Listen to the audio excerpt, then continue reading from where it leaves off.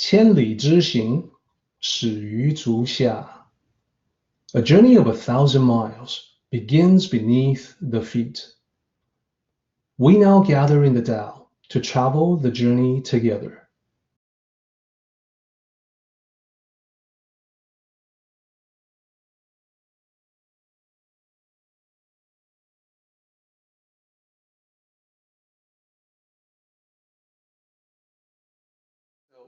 I bring up the Maitreya Buddha specifically because compassion is common to all bodhisattvas and all Buddhas.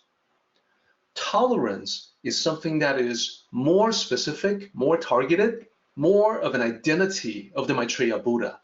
But one version of Maitreya Buddha, the Chinese version of Maitreya Buddha, that may be a little puzzling, so let me explain.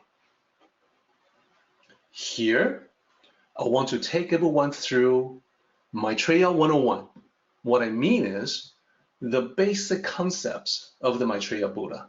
And then you can see how the tolerance and compassion of the Maitreya maps to the valley strictly from the Tao, Maitreya strictly from Buddhism, but they have a lot of similarities. So Maitreya, well, do you know who that is? It is sometimes called Laughing Buddha or Fat Buddha or Happy Buddha in the West. There's also conflation. A lot of times when people see the statue of the Laughing Buddha, the Fat Buddha, the Happy Buddha, they will point to that and they will think that it's the Buddha. It's actually not. It's the Maitreya Buddha. Not the same as the Buddha. The Buddha is the Sakyamuni Buddha. Let me hold off on that for just a moment, and I want to talk about the important thing, the happiness factor. Happy Buddha. Why happy? Well, that happiness is the natural result of tolerance and compassion. Tolerance and compassion also lead to prosperity as a natural side effect. So this is the reason why in the Western world, no matter where you go, if you were to visit a Chinese-owned business, so for instance, if you go to the Chinatown in your city, you will see many stores have a figure of the Maitreya Buddha, like a small shrine that's been set up. Why is that? Well, it's because of this bullet point that you're looking at right now. The happiness is a natural result of tolerance and compassion, but here's the important thing. It also, tolerance and compassion also lead to prosperity. So that is what a store owner or a Chinese businessman would like to see for his business. He wants prosperity, abundance, sharing, community, and therefore he puts up this figure of the Maitreya Buddha. Now, I said that this is the Chinese version of the Maitreya. This is a uniquely Chinese conception. This is where we talk a little bit about the history of the Maitreya and clear up some misconceptions. The concept of the Maitreya Buddha goes back to roughly the same time as the Sakyamuni Buddha that was the founder of Buddhism. So for centuries after that, Maitreya began to be spoken of at the same time as Sakyamuni Buddha, Siddhartha Gautama Buddha, and Buddha that founded Buddhism lived 2,500 years ago. Maitreya Buddha was the Buddha that was foretold that would come in the future to spread the teaching of Buddhism. So not the same person. The Maitreya Buddha is actually not the Buddha, the Indian prince who founded Buddhism. So this is one of the most common mistakes in the West.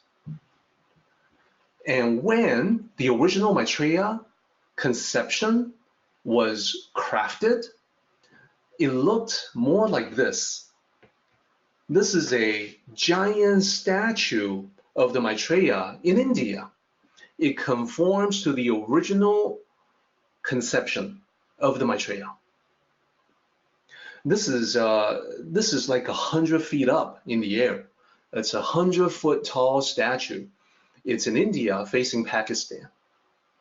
So looking at this Maitreya, you probably would not recognize it as the happy Buddha or the fat Buddha or the laughing Buddha, because this Maitreya is not laughing, not fat, has a rather stern expression, doesn't seem all that happy. So you would not recognize that in the same way that you would recognize the image of the Maitreya Buddha in perhaps a Chinese restaurant.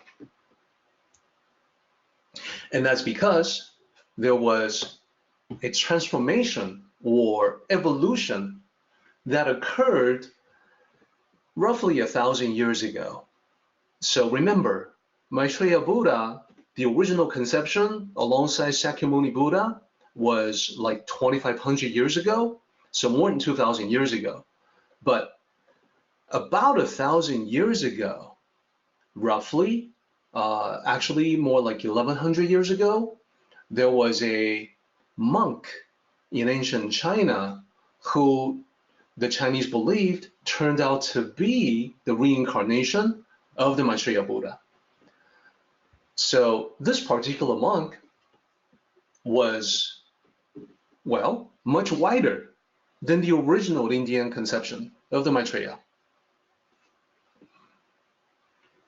This particular image appealed to the ancient Chinese greatly. The ancient Chinese people, you got to understand, despite times of hardship and chaos and warfare, regardless of all those challenges, they had always retained a very optimistic, cheerful, positive, hopeful, happy core. Now, if you happen to know actual Chinese people in real life, if you know a lot of them, you will probably, it won't take you long to detect that they're naturally cheerful and optimistic. So this was appealing because the happiness factor is very much something that resonated with the ancient Chinese.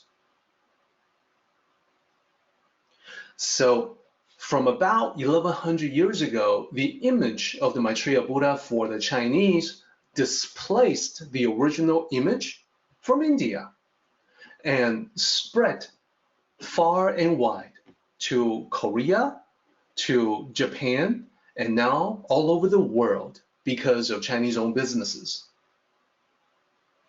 So remember, the basic idea of this Buddha is the happiness that comes from tolerance and compassion. Our meeting has come to an end, but the journey continues on. Let us travel safely. Until next time, may the Tao fill you with peace and happiness.